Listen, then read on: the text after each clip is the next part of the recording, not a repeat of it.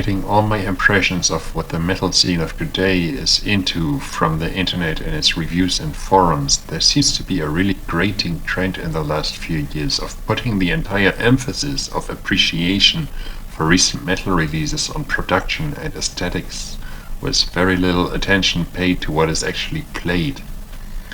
I don't know whether it is correlation or causation, but I see the worst examples in the revival of old-school death metal, where bands like Incoffeination can play two-note drones with zero musical content, but be likened to the ungodly incantation based on aesthetics alone, or where lazy fiddlings of random notes drenched in reverb like list whatever are compared to the legendary Demolic without a batting of the eye. But really, I feel the starting point of this disturbing trend to be Celtic Frost's reimagining of their dreadful prototype demo style by simply slowing down the kind of dreck they played on the demo and giving it a huge production and making it all sad and goth and whatever. I'm really reminded by what a fellow reviewer of the old days once wrote about that new Neurosis album, how they are still playing those huge chords with all the gravity they always had, that crushing weight they exuded with each stroke of the guitar, and that suffocating effect of how every monolithic chord slowly rung out, but that's actually all they were doing anymore, just playing huge crushing chords but not playing anything with them. Like getting their entire substance just from playing each chord but nothing, zero, nada from anything the combination of chords did together. Monotheist is like that, it's huge crushing chords. The production on this album, the tone of the guitar, it is really fucking huge and crushing as hell. And each individual chord does sound massive. But never, not at a single point on this album, do these chords ever do anything together, let alone ever form a riff, let alone ever even get within a line of sight. Not even if you had the aid of the Hubble telescope, of the riffs you hear on the EPs or the debut album. Whatever riffs you want to imagine on Monotheist, it's really the kind of shit they tried on Prototype to dream of baiting Korn and System of a Down fans into the morbid fold.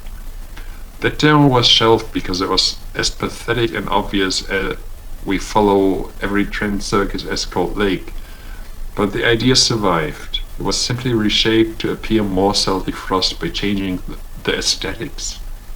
Same pitiful style of non-riffs, but reimagined, slower and sadder, so the jump the fuck up won't jump the fuck in your face as much.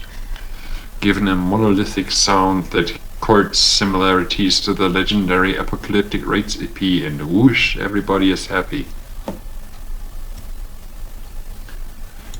You couldn't do the same with the Papa Roach album, because while musically it would be the same if treated to the same aesthetic change, Monotheist succeeds entirely on brand recognition. So the mind of the listener goes from, oh, this is a gothed up new metal album, to, oh, Celtic Frost are back with this dark and crushing sound. No, they're not back in any way, and you've been tricked by clever marketing.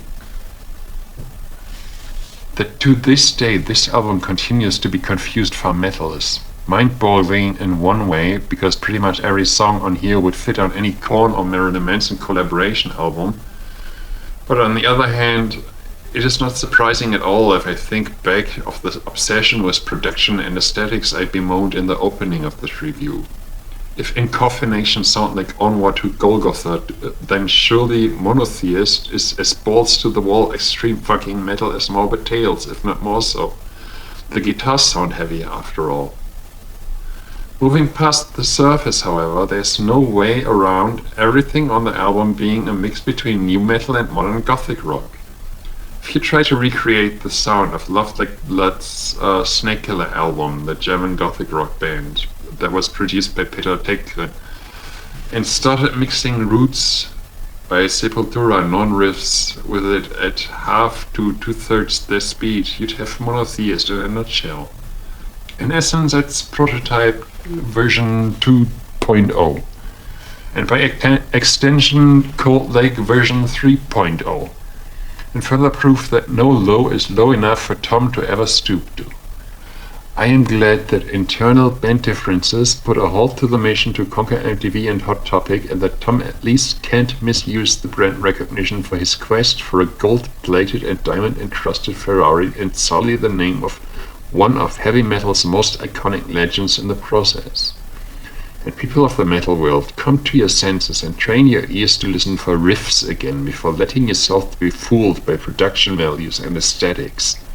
As long as the majority of reviews on the internet discuss guitar tones and mastering techniques for 90% of their content, and make only passing side mentions, if any, of what the instruments actually play, I cannot rediscover my faith in our once glorious community to see through this dethroned emperor's lack of clothes, and the empowering of all production aesthetic-supported fakes riding the wave of being able to claim fame without content by fiddling with the right gears in the studio and polishing it up with the right window dressing. May the falls be without entry.